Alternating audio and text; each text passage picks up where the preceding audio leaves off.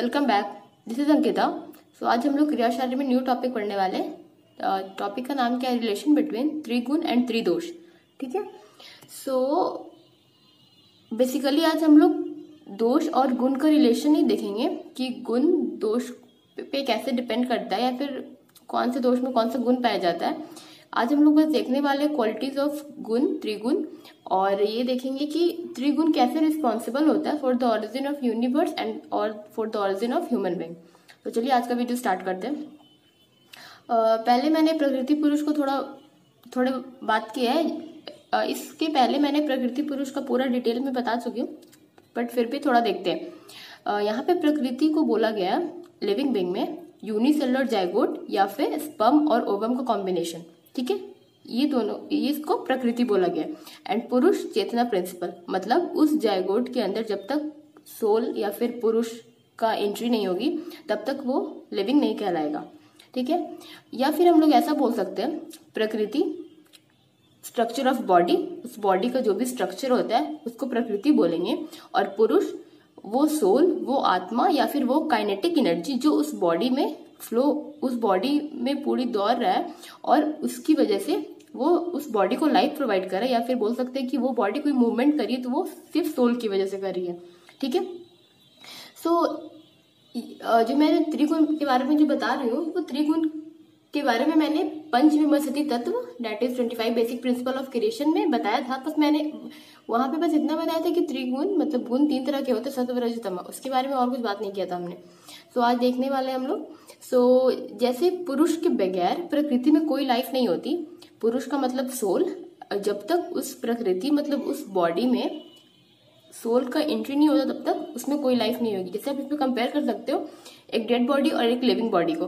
तो dead body में soul नहीं होता है तो उसको आप एक बोल सकते एक स्टैचू, या फिर मतलब स्टैचू नहीं बोलोगे आप, एक बोलोगे वो प्रकृति है बट उसमें सोल नहीं है, जिसकी वजह से वो कोई मूवमेंट नहीं कर सकता। और आप अगर लिविंग बॉडी का एग्जांपल लेते हो तो लिविंग बॉडी में लाइफ होती है, उसमें सोल होता है जिसकी वजह से वो सारे मूवमेंट कर सकता है। ठीक है, उसी तरह अगर त्रिगुण नहीं होगा तो कोई भी इवोल्यूशन नहीं होगा। तो आप इससे ये बोल सकते हो कि त्रिगुण is mainly responsible for evolution. ठीक है, त्रिगुण आपको नाम देख के लग रहे हैं, त्रि मतलब 3 गुण होते हैं। कौन कौन से? सत्व रज तम। और ये जो त्रिगुण है वो प्रकृति में प्रेजेंट रहते हैं। ठीक है, और ये त्रिगुण बैलेंस्ड रहते हैं प्रकृति में। ये तब तक बैलेंस रहेंगे जब तक उस प्रकृति से पुरुष इंटरेक्ट नहीं हो जाए।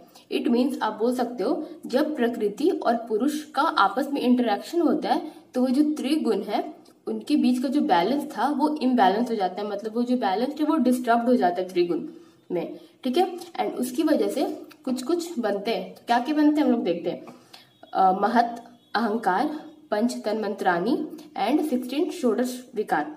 ये सब भी मैंने पंचविंशति तत्व में बता दिया है कि महत क्या होता है, अहंकार क्या होता है। अब वहां पे जाके देख लो, मैं नीचे लिंक डाल दूंगी। ठीक है। सो षोडश विकार में क्या क्या आते हैं? 5 ज्ञान इंद्रिय, 5 कर्म इंद्रिय, 1 उभय इंद्रिय और 5 महाभूत। ये सब किससे बनता है? ये सब त्रिगुण के इम्बैलेंस होने की वजह से बनता है। और त्रिगुण इम्बैलेंस कब होता है? जब प्रकृति और पुरुष का आपस में इंटरेक्शन होता है, तब त्रिगुण इम्बैलेंस होता है। जैसे ही त्रिगुण में डिस्टर्बेंस होता है, मतलब उसकी इक्विलिब्रियम या फिर उसकी जो बैलेंस स्टेट अनबैलेंस हो जाती है, तो यूनिवर्स में वो सृष्टि का इवोल्यूशन करता है। और जब हम लोग देखेंगे ऑर्गेनिज्म के रिस्पेक्ट में तो वो लिविंग बीइंग का इवोल्यूशन करता है। तो आप मेनली बोल सकते हो कि त्रिगुण इवोल्यूशन के लिए मेनली रिस्पॉन्सिबल होता है। ठीक है, अब हम लोग प्रकृति के लिए कुछ वर्ड देखेंगे कि प्रकृति को कौन कौन से वर्ड्स प्रकृति के लिए यूज किया गया है। तो इसका रेफरेंस आया है सुश्रुत शारीर स्थान 1 अध्याय 9 श्लोक है। श्लोक क्या है? एका तू प्रकृति अचेतना त्रिगुण बीज धर्मनी प्रसव धर्मनी मध्यस्थ धर्मनी चेती। सो पहला वर्ड यूज किया गया प्रकृति के लिए अचेतना, मतलब वह सोल की तरह एक लिव एंटिटी नहीं होता। जैसे कि मैंने यहाँ पे एग्जांपल लिया स्टैचू। स्टैचू का कोई पर्टिकुलर स्ट्रक्चर या फिर शेप होता है।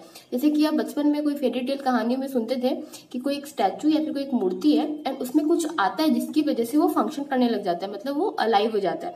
ठीक है, जो उस कुछ चीज जो उसमें आ रहा है उसके आने के पहले वो जो स्टैचू है उसको प्रकृति बोला गया है। या फिर इसको आप कंपेयर कर सकते हैं कोई मूर्ति से, जो वो प्रकृति है, मतलब उसके अंदर कोई भी जान नहीं है, उसमें कोई भी लाइफ नहीं है, वो प्रकृति।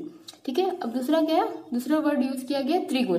प्रकृति में 3 गुण पाए जाते हैं। कौन कौन से? सत्व रज तम। ठीक है, अब है बीज धर्मनी। बीज धर्मनी का मतलब ये hold the gene of future features, मतलब फ्यूचर में जो आने वाले उनके लिए वो जीन को होल्ड करके रखता है। सो ये जो प्रकृति ऑरिजिन किसको किसको देगा, मे बी ये जो जीन को रखता है किसके लिए, या तो ऑरिजिन ऑफ यूनिवर्स के लिए या फिर ऑरिजिन ऑफ लिविंग बीइंग के लिए। चौथा क्या है, प्रसव धर्मनी। प्रसव धर्मनी का मतलब ये प्रकृति के पास एबिलिटी होती है कि वो बर्थ दे सकता है। किसको, 16 elements of next generation. 16 elements कौन, षोडश विकार, जो मैंने अभी आपको बताया कौन कौन से, 5 ज्ञानेंद्रिय, 5 कर्मेंद्रिय, 1 उभयेंद्रिय और 5 महाभूत। ठीक है, तो वो सबको ये प्रकृति जन्म दे सकता है। तो जन्म कब देगा, जब वो पुरुष से इंटरेक्ट करेगा। जैसे ही प्रकृति पुरुष से इंटरेक्ट करेगा तो उसमें जो त्रिगुण का जो बैलेंस था वो बिगड़ जाएगा, एंड बिगड़ने की वजह से वो इवॉल्व करेगा, मतलब वो 16 एलिमेंट्स ऑफ नेक्स्ट जनरेशन को बर्थ देगा। लास्ट का 5th क्या है, मध्यस्थ धर्मनी। मतलब जब वो कोई भी फ्यूचर फीचर्स को जब जन्म दे देगा, तो वो जो फ्यूचर जो आते हैं वो अब इमोशनलेस नहीं रह सकते पहले की तरह। जैसे कि पहले प्रकृति इमोशनलेस होती है, बट फ्यूचर फीचर्स को जन्म देने के बाद वो इमोशनलेस नहीं हो सकती, मतलब उनमें कुछ कुछ फीलिंग्स आ जाती है, जैसे कि हैप्पीनेस की हो गई, सॉरो की हो गई, वो सब वो फील कर सकता है। ठीक है, अब एक इंपॉर्टेंट क्वेश्चन आता है, क्या है, how the entire matter in universe can be form from this quality. मतलब यूनिवर्स में जितने भी मैटर पाए जाते हैं वो इन तीनों क्वालिटीज, मतलब ये 3 गुण से कैसे बनते हैं। ठीक है, सो कुछ बताए गए संहिता में। फर्स्टली क्या है, समबडी, मतलब वो बोल रहा है कि किसी को कोई आइडिया आया। ठीक है, आइडिया किसका आएगा कि वो न्यू आर्टिकल या फिर जो न्यू मैटर बन रहा है उसमें न्यू पार्टिकल वो बन कैसे रहा है। ठीक है, तो उसका आइडिया आया कि हम लोग कुछ करते हैं। ठीक है, तो वो आइडिया आएगा कहाँ से, वो आइडिया आएगा ऑफकोर्स हमारे पास ह्यूमन बीइंग के पास ब्रेन होती है, एंड वो इंटेलिजेंस की वजह से वो आइडिया आता है। ठीक है, सो वो जो ये जो आइडिया आ रहा है ये सत्व प्रॉपर्टी की वजह से आ रहा है। ठीक है, अब दूसरा, अब वो तो आइडिया आ तो गया, बट अब उसको एग्जीक्यूट करना पड़ेगा, मतलब उसके लिए हमें कुछ काम करना पड़ेगा। वो तो फिर जो एक्टिविटी होती है उस क्रिएशन के लिए वो आता है रजस क्वालिटी की वजह से। ठीक है, अब एक्टिविटी स्टार्ट हो गई। अब एक्टिविटी को एक लिमिट में रखने के लिए, मतलब उसका एक्सेस नहीं हो जाए उस एक्टिविटी का, तो उसको एक मोमेंट पर स्टॉप करना पड़ेगा। ठीक है, इसका मतलब stopping the activity at expected moment, that is बोल सकते कंट्रोलिंग मैकेनिज्म, कि वो एक लिमिट में ही रहे, उसके ज्यादा वो नहीं चला जाए। वो क्वालिटी किसकी वजह से होती है, तमस क्वालिटी की वजह से। तो आप इसमें देख सकते हो, पहले किसी को कोई आइडिया आता है कि वो मैटर के लिए, वो मैटर का फॉर्मेशन के लिए, तो वो आइडिया आएगा सत्व प्रॉपर्टी की वजह से। अब आइडिया आगे सब उसका एग्जीक्यूशन करना पड़ेगा, तो एग्जीक्यूशन किसकी वजह से, रजस क्वालिटी की वजह से। एंड उस एक्टिविटी जो हो रहा है वो एक्सेस में नहीं हो जाए, उसको कंट्रोल करने के लिए कौन है, तमस क्वालिटी। तो आप देख सकते हो ये सत्व रजस तमस की प्रॉपर वर्क की वजह से पूरे यूनिवर्स में जितने मैटर का भी फॉर्मेशन होता है। सो मैंने लास्ट में एक लाइन कंक्लूड क्या की है, त्रिगुण is mainly responsible for formation of every substance in universe. Universe में जितने भी सब्सटेंस जो बनते हैं उसके लिए मेनली त्रिगुण रिस्पॉन्सिबल होता है। Okay, so that's all for today. अगली वीडियो में हम लोग देखेंगे त्रिगुण की क्वालिटीज, फिर कौन से पर्सन में कौन सा गुण पाया जाता है, मतलब हम लोग देखेंगे कि कौन सत्व गुण का क्या प्रॉपर्टीज होता है, रजस गुण का क्या प्रॉपर्टीज होता है, ये सब हम लोग नेक्स्ट वीडियो में देखेंगे।